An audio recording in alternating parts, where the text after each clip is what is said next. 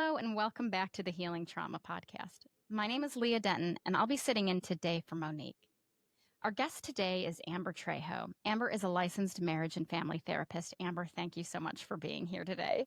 Thank you so much for having me. I'm so excited to meet you and just to talk with you a little bit more. I know we kind of talked a little bit before, but excited to do this conversation today. Too. Yeah, so you're an integrative trauma therapist. I actually don't know what that is. And for our listeners who don't, will you fill us in and tell us a little bit about where you practice and what you do?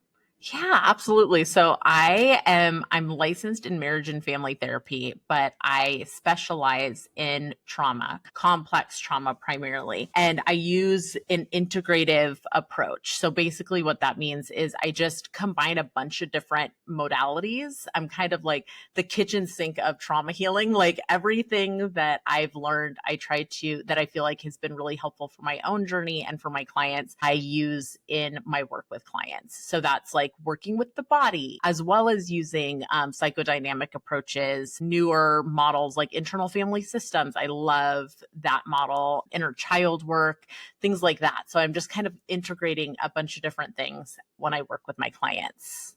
Okay. You want to tell us a little bit about your background and what led you to being a therapist? Yeah, absolutely. So I grew up with a lot of my own trauma, and I do talk about that a lot in my content creation on Instagram. I grew up with a high amount of adverse childhood experiences, had some really deep, full wounds that I carried with me throughout my life. I did a lot of healing work after my kind of like hot mess rebellious season, and as I got married and became a mom, I started to recognize that a lot of these wounds were still kind of popping up in different ways that I didn't really expect to see. And I also found myself just kind of at this place where I wanted this completely different experience for my own children than I had. And I wanted this completely different experience of even my marriage than I saw in my own family system. But I didn't know how to do that at all. So I ended up going back to school when I was pregnant with my oldest child. And I thought that I was going to go into social work, but I got my bachelor's in psychology and loved it so much that I decided to go straight on right after I graduated with my bachelor's to continue on with my master's, and decided to go into marriage and family therapy. So that's how I kind of became a therapist, and I love being a therapist. And then I ended up just narrowing down into trauma as I continued to grow in my, the clients that I was seeing. I was kind of noticing that there's this one type of client that really just I absolutely loved working with, and that I felt like I was the most helpful with. And it was the client who had a lot of complex childhood trauma and was kind of trying to do the same thing that I was doing, like break the cycle. And so ended up getting extra training in trauma through EMDR training and just like some different trainings, that you can take that can help you learn a lot more about trauma specifically and how it impacts our bodies and how it impacts our relationships and all of those things. You mentioned that you deal with complex trauma. Around what age did you find that you fit that description? So that's actually so funny because I had never even heard the term complex trauma until after I graduated from grad school. So I never heard that term in grad school. The school that I went to didn't have a lot of heavy focus on trauma in general. So as trauma started becoming more prevalent and I started seeing different things, I was kind of wanting to understand, like, what exactly is this? Like, what do you call an experience like mine? And that's when I became familiar with the term complex trauma. And it just resonated with me so deeply. I was like, that's what it is. Like, that's what happened to me, And so that felt really helpful to be able to put words to my experience. Yeah, it's only been a couple years, and the first time I heard the term, I was like, no, that's not me. I don't have PTSD. I didn't go to war, but we did. We lived it. Oh my gosh, yeah. Was there a point for you where you had grown up or moved out of your home and thought, well, that's behind me now?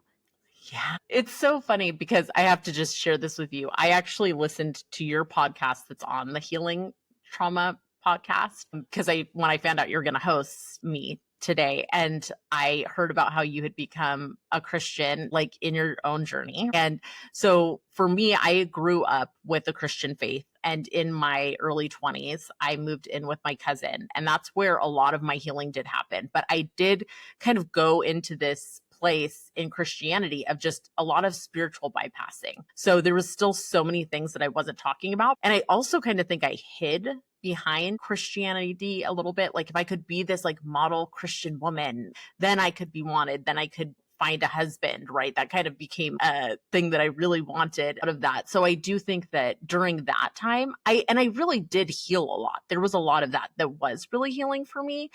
And there was a lot of it that I do feel like caused a little bit more confusion and a little bit more harm. I feel that. But do you feel like that time in my life as a new believer really gave me this safety of certainty that so many trauma survivors really look for? I'm with you that it's a mixed bag as you go on, and I agree with the spiritual bypassing. So at what point do you feel like it really comes home for you where you're like, or where you notice, okay, something's not right here, I need help? So a big part of my journey of realizing that was in my relationship with my husband. Some things, so my husband and I did not live together before we got married. And I had also never, this is the other crazy thing, I had never been in like a long-term relationship before my husband. My husband was the first one to meet my family, right? My husband was the first one to meet my mom because there's so much shame attached to my story too. And even to, my mom, I was always like ashamed of the way that she lived, and I was ashamed of the way that our relationship was. And so I kind of always felt like introducing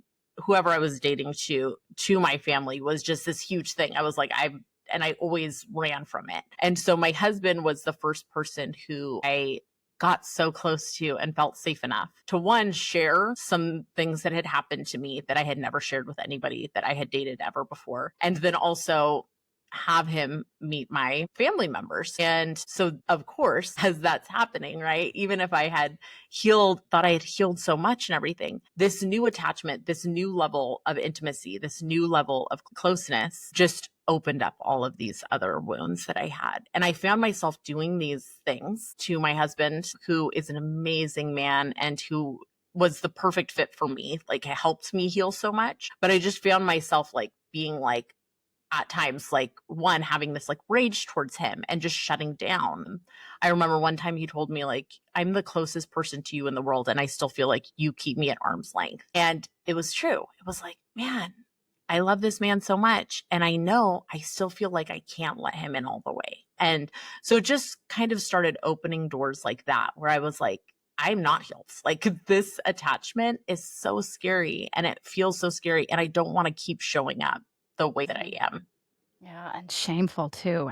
I'm relating to a lot of what you're saying. And I remember it was just like being in a close and intimate relationship was like having a mirror held up to myself. And I felt ashamed. Why am I behaving this way towards somebody I love?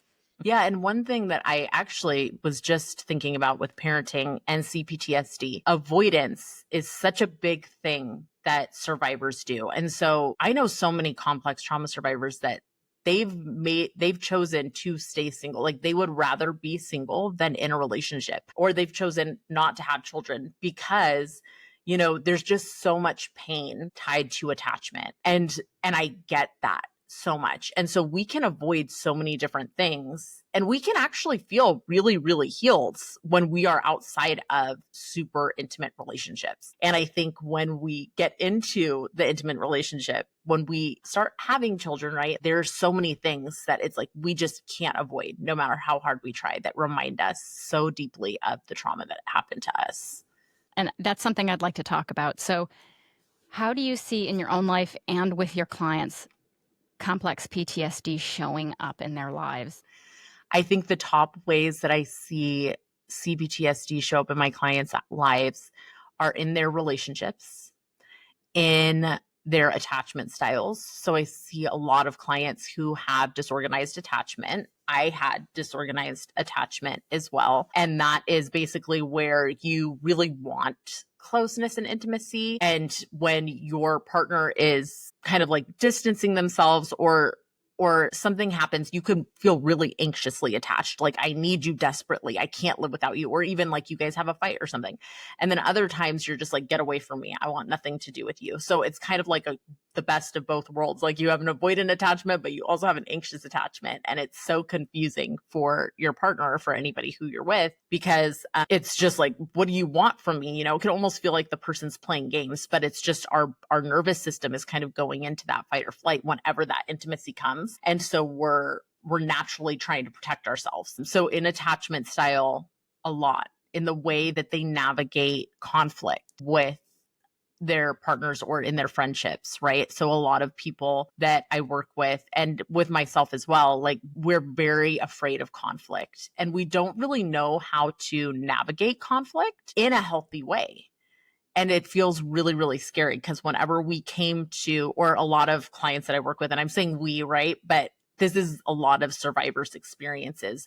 Whenever they came to their family system or their parents with an issue or something like that, they were never validated. They were either like gaslit, invalidated, screamed at, yelled at, physically harmed, right? So conflict becomes really, really scary in our relationships. Do you notice that attachment can be different from person to person? I could be push-pull, sort of anxiously attached to one person, but there are people that I have secure attachments with. I wonder if people have overarching themes of attachment, but are still capable of that being different within different relationships. Oh, absolutely. I would say that I definitely see that.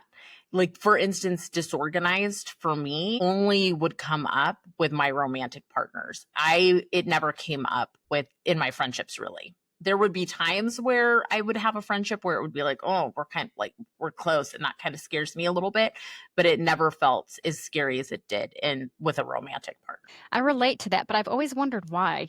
Do you have any insight into that? I think each relationship triggers different things inside of us. So the other thing that I'll notice with people with disorganized attachment is if they're not in a super close relationship, they're actually able to keep most of their symptoms at bay.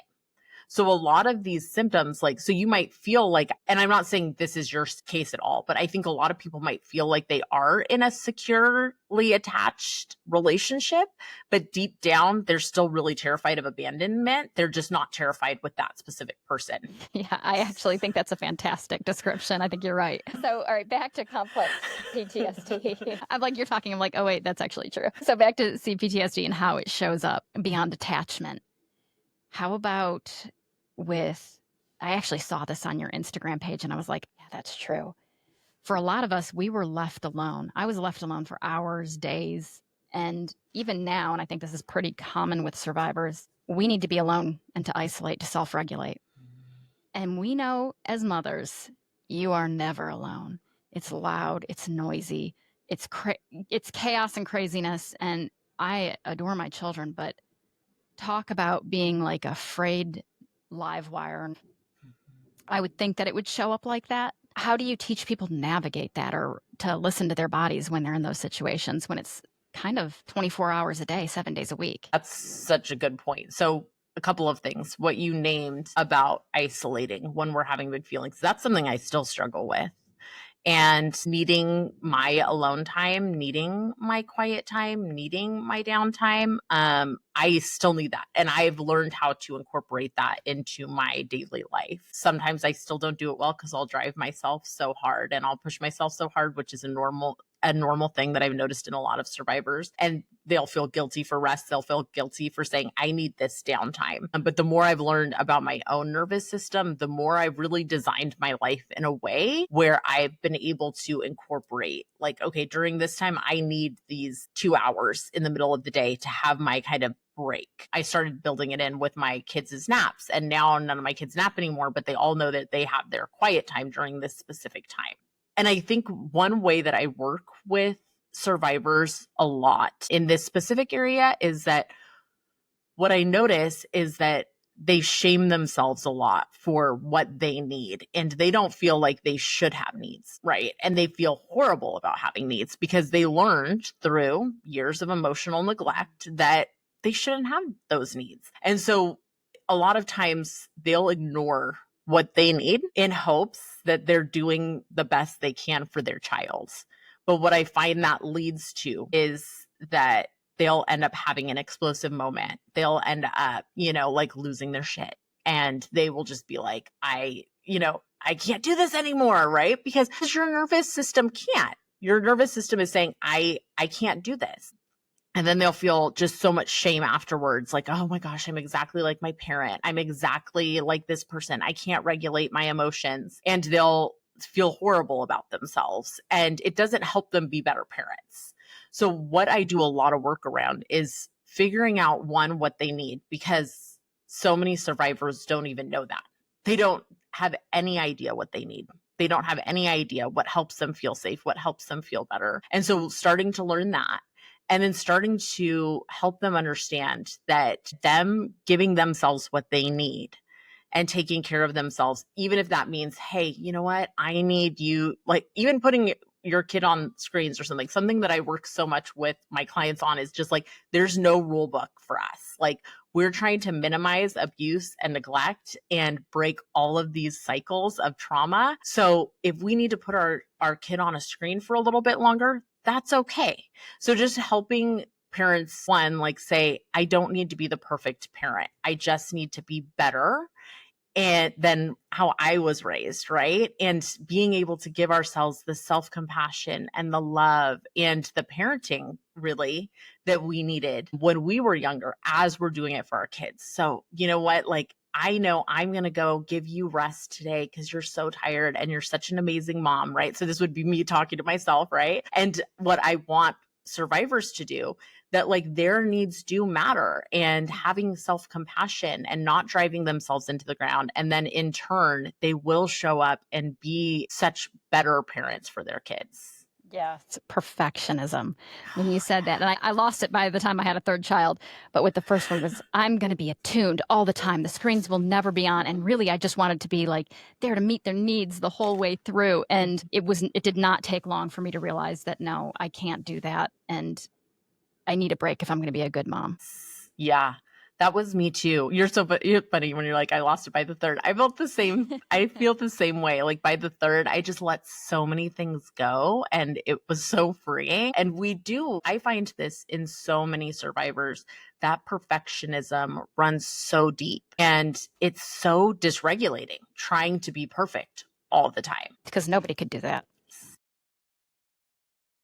When you're working with survivors and you have a mom who comes to you and is dealing with shame or she's dealing with emotional flashbacks, where do you start? So first things first in trauma therapy, the first thing you want to do is focus on safety and stability. And so the first thing I am trying to do with that mom is build a safe connection with her. And that takes a long time. And that's what I think is so important to remember when you are starting your own trauma therapy and you have complex trauma. There's a lot of barriers for you to feel safe in that therapy room. There's a lot of barriers for you to feel safe with anybody. And so feeling safe and starting to incorporate in small ways, regulation techniques and things like that, that would be the first place that I start with my clients. And then I also always go through polyvagal theory, the autonomic ladder with them. So each response state of their nervous system and kind of explaining to them about how their nervous system works and what their story is when they're in fight or flight. What's their story when they're in ventral vagal, which is the safety and connection place? What's their story when they're in a dorsal vagal shutdown and they're just like, this is hopeless. I'm never going to be able to do that. I'm never going to be able to be the parent that I want to be, So being able to help them recognize each of those states and then help them figure out ways they can get into the safety and connection place more often. And in that too, explaining with them about co-regulation and how what we really needed as children was for when we were upset, when we were dysregulated, for our parent to come in and co-regulate with us. And we never had that, or most complex trauma survivors didn't have that parent who did that. And so there's a big piece of that that's missing for us, so that our dysregulation with our own children, it makes sense. We never had that loving parent that was co-regulating with us. We had no blueprint to go by. And so helping them learn that really takes a lot of the shame away, because it's kind of like, of course I'm like this. Like, my parent responded to me when I was dysregulated with physical violence. I was abused. I was neglected, right? And helping them see, like, that's why it's very hard for you to get into this ventral vagal safety and connection. And that makes it really hard to co-regulate with your own child. So helping them learn that, it's kind of the basics. And then they're able to understand about the ventral vagal space, and they're able to co-regulate with their child when their child's dysregulated. I want to back up for a second and address feeling safe in therapy. If you listen to my episode, you'll know why.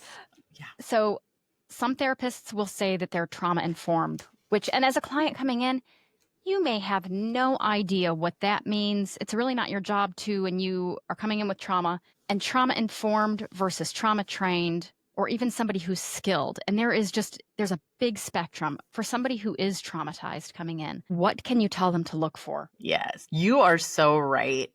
And I think a lot of people now, as trauma's taking off, a lot of people are saying, like, yeah, I work with trauma, and even people who aren't therapists, right? Like, there's so many people out there right now that are latching on to the trauma thing. One thing I would just tell clients to look for is, what trainings do they have? Now, they could just have their degree. They could just be a licensed therapist, but they could have had training in community health, which I would say you see a lot of trauma. You do work with a lot of people who have trauma, but does that necessarily mean that you know the specifics of how to work with trauma? Not always. So I would say, like, that if someone's saying they specialize in trauma and you've had a lot of complex trauma, you're going to want to see additional training on their bio. And that's the most important thing to look for. Also, I think a lot of people think if they're a doctor, then that's going to make them a really highly skilled, highly trained therapist is going to be the right therapist for me. So that's the other thing too, is like, look at the trainings. The trainings matter. Like, are they trained in EMDR? Some modalities that are specifically for trauma, I would say EMDR, internal family systems, somatic work, if they've had extra training in somatic work, all of those things. So that's the first thing. And then when you get in with the therapist, how you feel around the therapist is really, really important. I've had so many clients tell me, I just didn't feel like this therapist understood me. I didn't feel like they got what I was saying. I didn't feel like we connected well. I didn't feel like we clicked per se, right? And so I do feel like there's a big part of that in there as well. Can you feel like you can connect to your therapist on a human level as well? I agree with all of that. Okay, so I'd still like to know a little bit more about your childhood. I know you had recently lost a parent, correct? Mm-hmm. Is that right? Are you comfortable talking about that a little bit, and what that experience is like for someone with a traumatic background when you're losing a parent who you might have had a complicated relationship with? Yeah, absolutely. Because I'd heard you talk on another podcast about losing a parent and how you think, well, I'm an adult now, and maybe this relationship was complicated, so it's not going to be as painful losing this parent. But really, it can bring up a whole lot of stuff for you that you thought you had dealt with. And I hadn't really thought about that. And I have a parent I'm no contact with, and I feel conflicted about it. I mean, this is the right decision. I know it is. But I do think about that parent passing away and what that is going to be like. If you don't mind sharing a little bit about that experience and what you learned through it. Yeah, absolutely. So my mom did pass away about a year and a half ago now. And I am feeling like I'm finally kind of getting to a place now where I can talk about it and it doesn't feel so overwhelming. The grief piece doesn't feel so overwhelming, and it doesn't feel as deep as personal to me right now. So I feel safe talking about it, but it was very challenging because my mom and I were not no contact. We still had a relationship, but our relationship was very challenging for me. And our relationship always triggered a lot of my past wounds. Primarily, my mom was my primary parent. She was a single mom. She also struggled with alcoholism, and she was very abusive, very, very neglectful. And so I think I mainly remember growing up, there was just some point in time, like I would say probably my oldest is in 5th grade right now. So that's also very triggering because I see how much he still needs me. And I see how much he still loves to be around me and needs my support in different ways and feels so incredibly overwhelmed at different situations and needs me to walk through it with him. And at that point, I just had felt like my mom was completely checked out. Like I was doing so many things on my own after I had gone through like so many traumatic things. And my mom had been married several different times. She would kind of always go away with her husbands or her boyfriends, and then she would drink a lot. And so it was just like she wasn't around and she was checked out of parenting. And when she was there, she was very abusive and neglectful. And as I grew up, she did take responsibility for a lot of those things, but she also still was who she was. She never went to therapy. She never had the awareness of, hey, this is passive aggressive communication. This is shaming. You can't do this.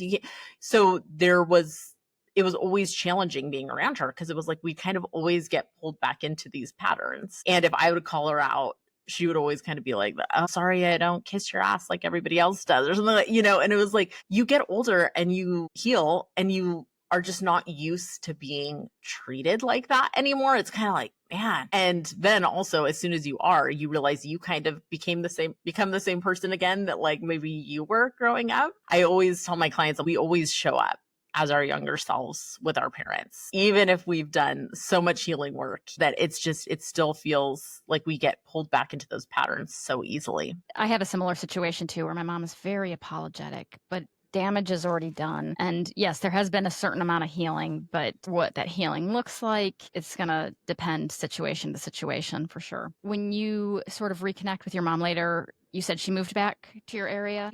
I grew up in San Jose, California, and she lived in San Jose for a long time. I moved to Palm Springs. She ended up moving out to Palm Springs where I lived and living close to me for 4 years. Then I moved to Indiana. So I lived super far away from her for like 10 years. So then she did end up moving close. She ended up moving to Indiana like a year before she died. So she was close. How was that last year with her? So that was good in some ways, healing in some ways, and also just incredibly triggering in some ways. And she had been diagnosed with lung cancer for a really long time before she got really sick. I think she had already had lung cancer for like 5 years, and she didn't do any kind of chemo or anything like that.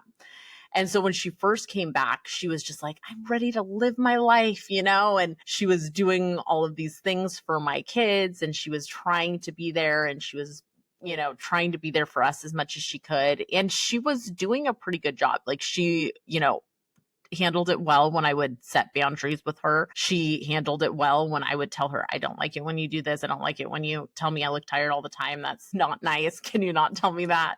And things like that. So I felt like it was healing. But then once she got sick, it was the opposite. It was just like, here we go again. Things are going well. My kids are getting attached to you. You come to my area. And this sounds, as I say it, I'm like, is this selfish? Like all I'm thinking about is my experience of this sickness she had. But I'm also, what I always tell my clients, like, you're allowed to feel that way. Like, you're allowed to feel that way.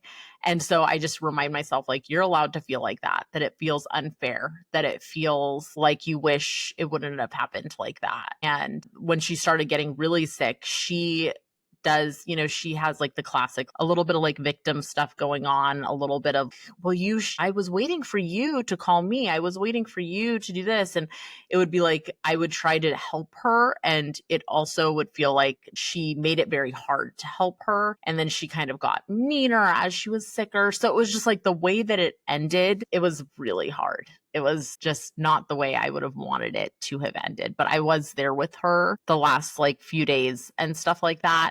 And so that was in some ways good, but also in other ways really hard. Did you feel like you had said everything you needed to say, or did it still bring things up for you that were like, I wish it had been different? There was things that I wanted to say to her, but I just didn't feel safe enough. And it was more of a reminder that she just couldn't be the mom that I needed, because even in those last days, like she wanted to talk about herself a lot. She wanted to talk about her marriages. And I think I just wanted her to talk more about her experience of being a mom and say the things that maybe I had been longing to hear in some way. And it just wasn't like that. Maybe I'm living in an echo chamber. Just feel like I have noticed a trend with that generation, that boomer trend of selfishness, of selfish parenting. Of course, not all of them, but hey, Mom, you did this, it hurt my feelings. Well, I guess I'm just a terrible parent then.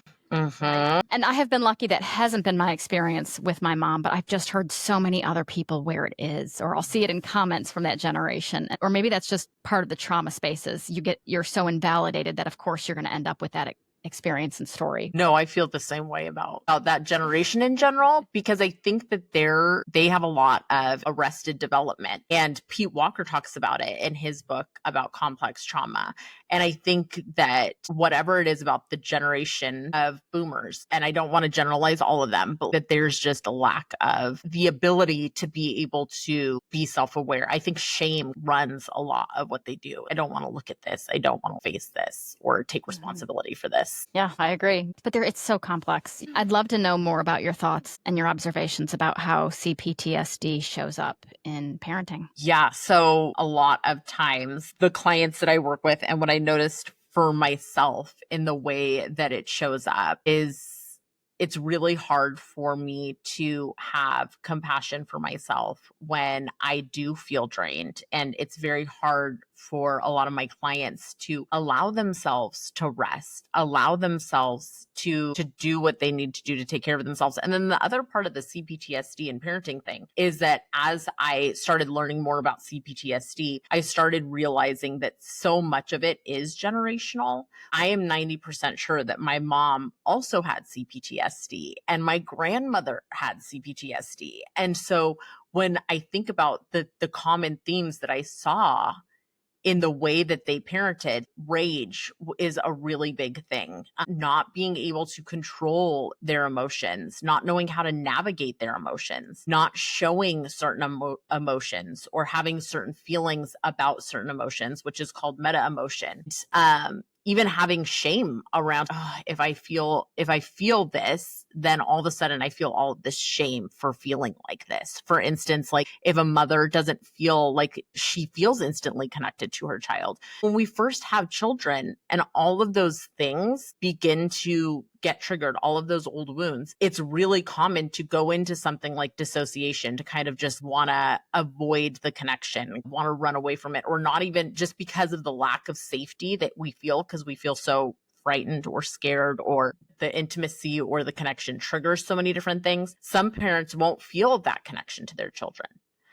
Other parents get into an emotional flashback just because of the amount of love that they do feel for their child. That's kind of what happened to me with my son. I felt like I had built so many walls around my heart and so many walls around, no matter what happens to anybody, I will be okay. I will figure this out. And once I had my son, I just like get chills like thinking about it, because I just remember like looking at his tiny little body. And the minute that we got home, I just had this like anxiety attack of, what if I do something that's going to hurt him? What if I do something and he's not okay? I can't love something this much. It was terrifying to me. So I think that can send us a lot into those emotional flashbacks and can cause a lot of things like helicoptering over our kids, or not wanting them to do anything that's risky at all, not wanting them to be independent because we're terrified. But I do feel like it's one or the other of that spectrum. Like either I had a baby and I just don't feel connected to this child in the way that I thought I would, or I had a baby and I feel so connected to this child and I'm just absolutely terrified of it. Yeah.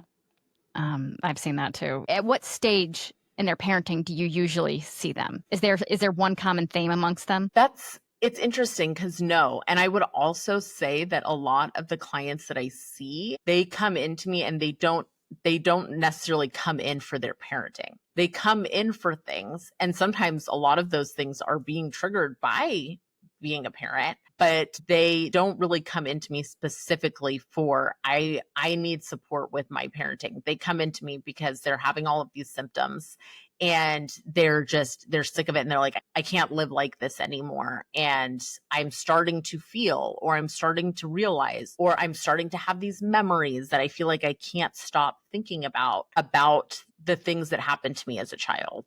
And so I feel like it's usually that. It's usually the symptoms that are coming up in their day-to-day life, and they're noticing that they're dissociating all the time, or that they're having a lot of rage, they're having a lot of emotional dysregulation, and they've begun to recognize that they have trauma and that they need to work through it. You touched on that a little bit, but I think a lot of people do spend many years just trying to treat symptoms and not understanding what's really going on with them. Can you talk a little bit about how having a child can cause and create those emotional flashbacks and what they look like? Yes, absolutely. That's the main thing that I feel like I do work with my clients on. And the main thing I noticed about my own journey was that so much of what I was doing was because of these emotional flashbacks that I was having. And emotional flashbacks are a big part of CPTSD. And basically, what it is it's like where if there was a veteran who came back home and he had this physical flashback and felt like he was right there back in the war, that would be what you would see with PTSD. With CPTSD, the emotional flashback is like, I feel emotionally exactly how I felt in that traumatizing moment. And it feels so intense. The crazy thing about emotional flashbacks, sometimes something can trigger them, and other times it's just something that happens to our body and we might not even recognize it. But the way that I will help my clients understand what they feel like is the level of intensity of emotion that you're feeling does not match at all the situation at hand. It doesn't make sense per se. So, like, maybe I have this pit in my stomach. I just feel like something bad is going to happen.